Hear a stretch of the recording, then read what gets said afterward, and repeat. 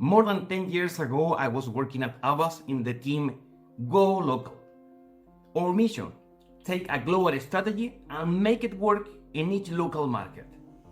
I was responsible for Latin America. I went straight to the online checkout.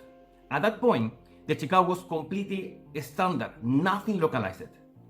Just international credit card and PayPal. Nothing else, nothing for Latin America, nothing local. But one small detail caught my attention. Zip code mandatory info.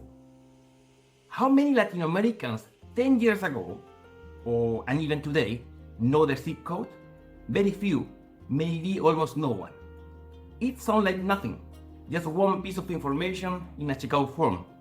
But when someone wants to buy, and they see something they don't understand, they don't complain. They don't send an email, or they don't ask for help. They just leave. It doesn't matter how good your product is. It doesn't matter how much money you spent on marketing. It doesn't matter how many leads you generated.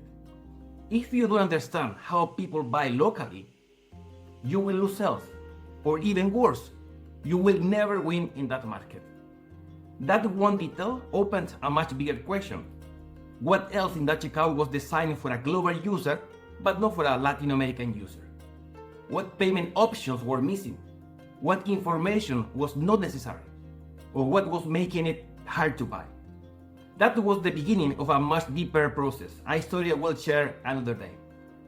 But that experience taught me something I have never forgotten. Global doesn't mean universal.